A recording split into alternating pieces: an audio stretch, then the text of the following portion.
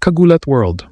Ngayong 3:00 ng hapon, ang buong MGM Macau at ang Tennis World ay nakatutok sa Macau Forum para sa unang pasabog ng ating Pinay Pride na si Alexandra Alex Ala. Ang balitang ito ay sadyang nakakagulat dahil sa unang araw pa lang ng Macau Tennis Masters, isasabak na agad si Alex sa isang matinding mixed doubles match kung saan katuwang niya ang ATP star na si Jerry Shang. Ang kanilang misyon? Patahimikin ang pambato ng Team Conchita Martinez na binubuo ng world number 9 na si Mira Andreeva at ang Chinese ace na si Wu Yibing. Ang tapatan na ito ay sadyang nakakatindig balahibo dahil ito ang unang pagkakataon na masusubukan ang bagsik ni Alex sa Macau matapos ang kanyang viral training sessions kasama ang mga alamat ng tennis. Ang bawat palo ni Alex ngayong hapon ay hindi lang para sa puntos, kundi para sa karangalan ng Team Lina at ng buong Pilipinas na naghihintay sa kaniyang muling pagdomina. Ang format ng laban ay sadyang nakaka-pressure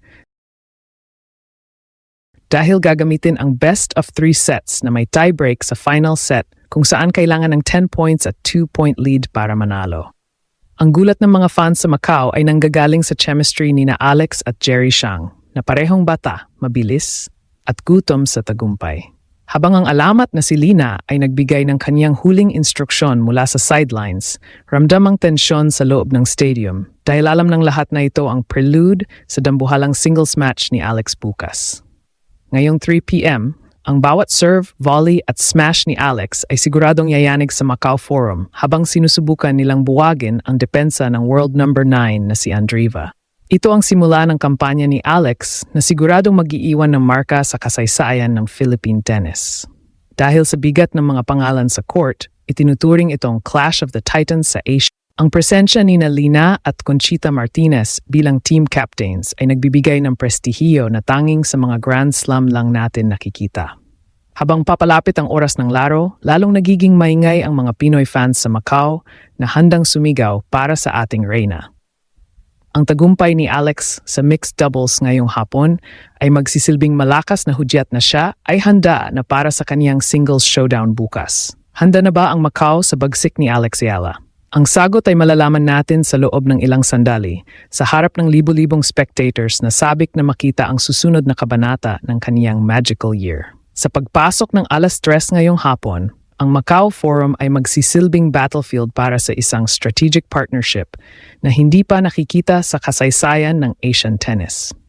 Ang pagtatambal ni na Alex Ayala at Jerry Shang sa ilalim ng Team Lina ay isang matalinong diskarte upang buwagin ang depensa ng Team Conchita Martinez. Si Jerry Shang, nakasalukuyang nasa ATP No.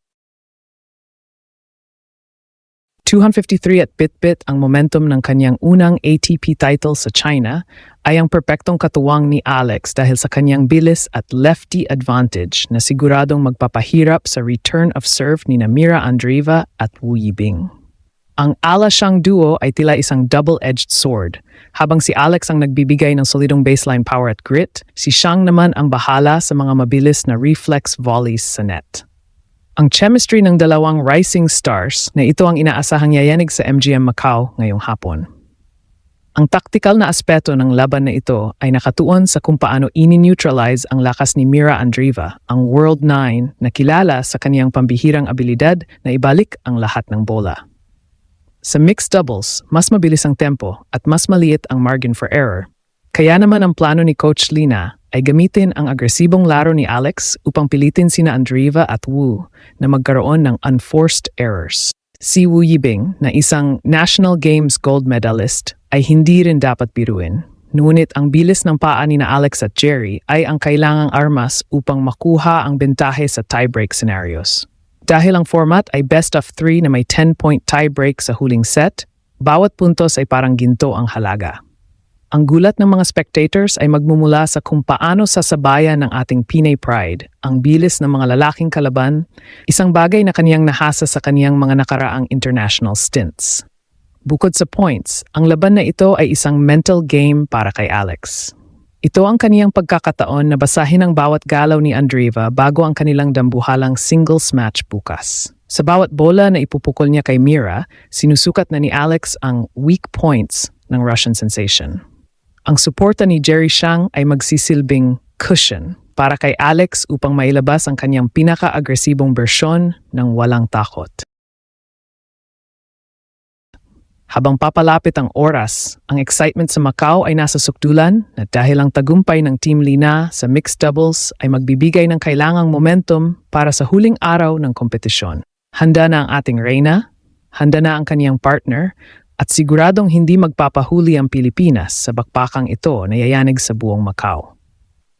Sa gitna ng mainit na labanan sa Macau Forum ngayong hapon, ang pagsabak ni Alex Ala sa mixed doubles ay naging isang malinaw na pagpapakita ng kaniyang pag-angat sa world-class tennis level. Habang nagpapatuloy ang laban, kitang-kita na ang kaniyang partnership kay Jerry Xiang ay hindi lang basta pagtatambal, kundi isang seryosong banta sa kampo ni Mira Andreeva at Wu Yibing. Ang gulat ng mga spectators sa MGM Macau ay nanggagaling sa kung paano kontrolin ni Alex ang tempo ng laro sa baseline. Sa bawat palitan ng bola, ramdam ang tensyon dahil ang format na best of 3 na may tiebreak sa final set ay walang puwang para sa pagkakamali. Ang kaniyang shot-making ay tila mas tumalas na produkto ng kaniyang sunod-sunod na tagumpay sa SCA Games at ang kaniyang breakout year sa WTA Tour. Ang estilo ng paglalaro ni Alex ngayong hapon ay sadyang nakakabilib dahil hindi siya nagpapadala sa pressure ng pagiging tanging Pinay sa gitna ng mga higante ng Asya. Sa ilalim ng mapanuring mata ni Team Captain Lina, ipinamalas ni Alex ang kaniyang abilidad na mag-adjust sa bilis ng laro ng mga kalalakihan tulad ni Wu Yibing. Ang kaniyang kumpiyansa sa court ay tila isang babala para kay Mira Andreeva, ang world number 9 na kaniya ring makakasagupa sa singles bukas. Sa bawat puntos na nakukuha ng Team Lina, lalong nagiging maingay ang hiyawan ng mga Pinoy fans sa Macau na hindi alintana ang layo makapanood lang ng ating pambato. Ito ang klase ng momentum na kailangan ni Alex upang tapusin ang kaniyang 2025 season ng may malaking pasabog. Sa tactical na aspeto, ang paggamit ni Alex ng kaniyang lefty advantage ay nagbibigay ng matinding problema sa return game ni Andreeva at Wu. Ang kaniyang mga cross-court winners ay sadyang mahirap abutin habang ang kaniyang net play ay nagpapakita ng malaking improvement. Ang gulat ng mundo sa kaniyang performance ngayong 3 p.m. ay patunay na ang kaniyang world number 53 ranking ay hindi lang basta numero, kundi isang refleksyon ng kaniyang tunay na lakas. Habang papalapit ang pagtatapos ng unang araw ng Macau Masters, malinaw na si Alex Ala ang star of the show na nagbibigay ng liwanag sa hinaharap ng Philippine tennis. Handa na ba ang lahat sa pinal na resulta ng bakbakang ito na yayanig sa kasaysayan?